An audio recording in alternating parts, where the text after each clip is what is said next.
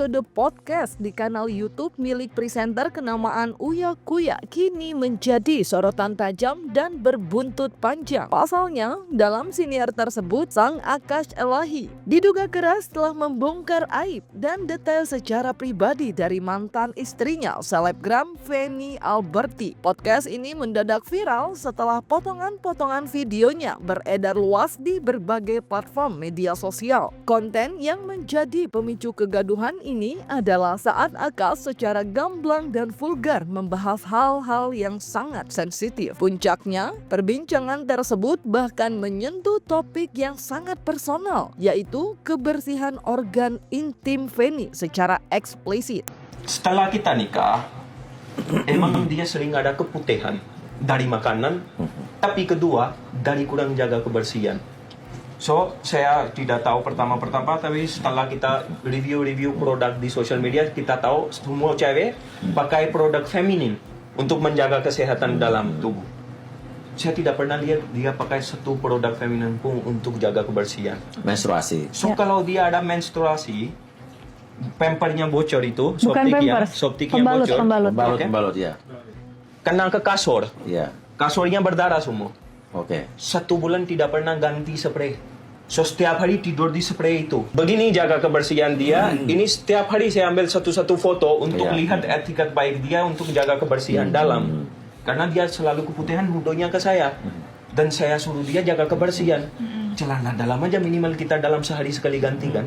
Gak sampai 2-3 hari satu celana dalam. Kalau kita ada darahnya kena ke kasur, minimal ganti itu spraynya. Apa itu susah? Apa itu pun salah suami? Apa itu pun salah karena suami selingkuh, aku gak mau ganti spraynya. Malu lah. Terus nggak masuk akal, asal ceplos mulutnya ngomong. Ya itulah, pokoknya nggak di luar otak kita lah untuk berpikir lah. Kalau dia ngomong semuanya saya ngomong pen, nanti katanya saya yang ngarahin lu. Logika aja, kalau aku nggak ganti celana dalam, kenapa dia mau dekat sama aku? Iya kan? Nah, terus apa lagi kata dia? Darah strawberry. Nanti di mute aja. Darah strawberry nggak ganti berapa bulan katanya, sebulan. Kalau nggak masuk akal, asal ceplos mulutnya. 1 bulan bang, jadi bangkai kali. Terus kalau kenapa dia nggak gantiin? Dia tidur situ kan? Dia tidur situ pasti 1 bulan nggak ganti. Kenapa dia nggak gantiin? Berarti dia jorok, berarti dia juga dijorok. Pembahasan yang dinilai banyak pihak sudah kebablasan ini langsung memicu gelombang kecaman dari warganet. Mayoritas publik menganggap bahwa topik mengenai organ intim adalah ranah pribadi yang sangat sakral dan tidak sepantasnya diumbar. Apalagi dalam sebuah forum publik seperti podcast yang bisa diakses oleh jutaan orang. Dampaknya tidak hanya terbatas pada kritik di media sosial, bahkan kabar turut merambat ke ranah hukum. Dia kan ke podcast. Sampai bawahan aku itu diceritain semua. Ke podcast siapa deh, Rel? Si laki-laki ini. Dia ke podcast siapa? Ke Uya ya? Uya ya. Oh ya, terus dia ngomong apa? Ngomong bagian bawah aku. Hah? Iya. Sampai darah dan lain-lain pokoknya. Itu bisa kenal. Iya. Nggak mungkin lah Uya Kuya ngomong gitu. Bukan sih. Ya nggak mungkin dia live lah. Maksudnya nggak mungkin Uya Kuya live kan begitu. Ada. Emang selalu terbuka. Mas Uyaku ya. Terus? Salah satu korbannya. Aku juga kena juga. Dia sama pengacara. Jadi kau dituduh selingkuh? Ada ya. Bukti apa? Tentu kan ada dasarnya dong. Pernah kau jalan sama laki atau apa? Nggak ada, dia ngomong doang. Nggak ada bukti juga. Kalau aku ada buktinya. Terus? Dia Tapi kau benar nggak pernah selingkuh? Nggak pernah. Dia tahu pasti. Kasus ikan Laporin ke polisi aja. Ya laporin aja. Itu pencemaran nama baik. Iya, waktu kasus ikan asin tahu nggak? Yang ikan asin. Yang ganjar itu. Laporin aja. Kena dong. Udah nanti Dokter Vini sama Ida kita urusin ya teman-teman ya. Udah. Laporin aja. Itu bisa kena. Kita udah. Nggak don nggak waktu itu. Cuma kalau di medsos begitu termasuk yang punya akun juga kena. Malah dia paling berat karena yang menyebarkan dia. Ayo.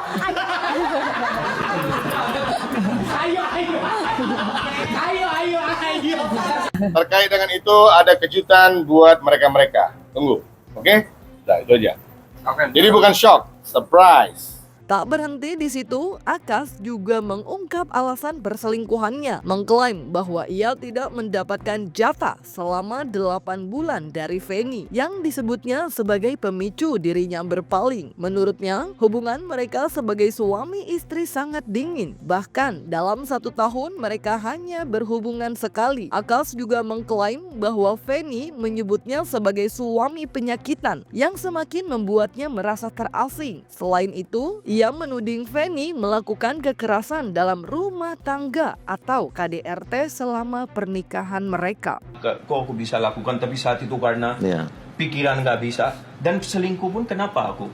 Ada alasannya. Kenapa coba? Karena dia orangnya Orangnya dingin. Oh. Kaku. Kita berhubungan sebagai suami istri dalam 1 tahun bisa sekali saja. Sekali. Tapi kalau aku dekat dia menolak aku kayak bilang aku penyakitan hyper. Aku suami yang penyakitan. Karena saya udah taubat, saya gak mau selingkuh. Ini jujur, ini belum aku pernah bicara dan wallahi saya lakukan. Karena pikiran terganggu sebagai laki-laki normal, saya keluar, istri kalau keluar dibilang aku selingkuh. Karena setelah 2-3 kali terjadian ini dia trauma dari aku. So saya keluar pun dibilang selingkuh. Padahal tidak. Gak niat. Udah taubat, terus Iya. setiap hari nuduhan begitu. Wajar lah dia Iya. kena trauma dari aku. Iya, karena dia keseringan ya. Karena saya juga tidak serius dengan hubungan ini yang sangat rosakkan mentalnya. Wajar itu, dia wajar. Oke. Dari 2022 sampai 2024 kita bisa hitung berhubungan suami istri kita paling 3-5 kali dalam 2 tahun. So apa saya harus lakukan? Saya sabar, saya selalu puasa biar pikiran nggak terganggu. Kalau udah terganggu banget, sebagai laki-laki gak bisa tahan, gak mau keluar, karena keluar nanti dosa rumah tangga.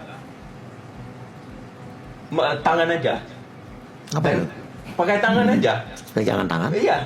Janganlah. Dia kayak manusia lah Iya ya. kayak manusia. Laki-laki ya. Kita kan lihat dari ganteng, terus tinggi juga. Kalau satu kali dia bicara manis-manis, ya pastilah kita percaya. Ternyata kita di prank. Intinya gini, perempuan mana pun tidak akan diam kalau tahu suaminya itu selingkuh. Iya. Udah itu aja, kan gitu. Dalam pembelaannya, Feni Alberti mengakui bahwa dirinya pernah mencakar Akas setelah mengetahui perselingkuhan yang dilakukan mantan suaminya. Ia juga menyebut bahwa Akas sering memukulnya, tetapi ia tidak pernah merekam atau mendokumentasikan kejadian tersebut. Feni juga menegaskan bahwa Akas tidak hanya menjadi korban, tetapi juga membalas tindakan kekerasan. Lebih lanjut, Feni mengungkapkan bahwa ia pernah duduk di perut Akas dan meninju wajahnya setelah mengetahui perselingkuhan tersebut. Iya, memang benar. Tapi Karena sering apa? Iya, karena kegap selingkuh. Tapi dia juga pernah loh mukul aku. Tapi nggak pernah tuh aku videoin atau kasih bukti atau apa. Karena aku nggak ada niat. Di dalam rumah tangga itu nggak ada mau videoin niat. Bahkan darah pun dia niat kan. Sampai 1 bulan difoto-fotoin. Jadi memang sudah direncanakan. Tegap selingkuh. Tapi dia juga bales. Nggak cuma aku doang yang mukul. Kadang-kadang juga dia bales. Iya, kalau sempat duduk perutnya, tinju mukanya iya. Gara-gara kegap selingkuh. Kalau udah selingkuh apapun bisa terjadi, Bang. Untung masih hidup. Iya kan? Nah, Akas bahkan sampai diduga menyinggung status kehamilan Feni sebelum menikah. Terkait isu pengakuan anak, Feni pun menegaskan bahwa tes DNA tidak diperlukan. Ia menyatakan bahwa apakah Akas mengakui anaknya atau tidak, hal itu tidak menjadi masalah. Ia juga menambahkan bahwa Akas sendiri seharusnya sudah sangat mengetahui siapa ayah dari anak tersebut, sehingga tidak ada alasan untuk melakukan tes DNA. ya nggak mau lah. Nggak penting. Mau dia mengakui itu anak dia atau bukan urusan aku. Alasannya kenapa Mbak nggak mau? Nggak mau.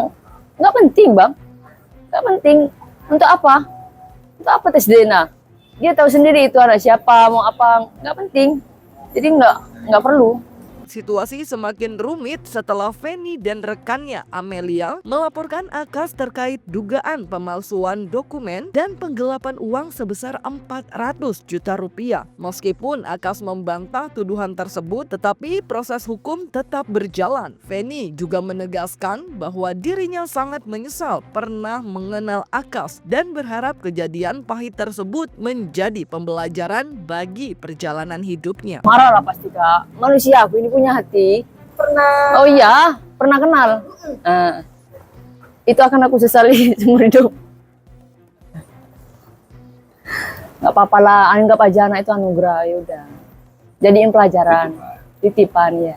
Sudah dilaporkan? Sudah bang, saya kan bilang, saya udah buat 5 LP atas nama dari mewakili Mbak Emilia dan mewakili Feni Alberti. Saya sudah buat 5 LP. Kapan itu? Segera, kalian langsung aja telepon Kapolda Metro, telepon Kapolda Jawa Barat. Ini ada laporan, tolong dipercepat.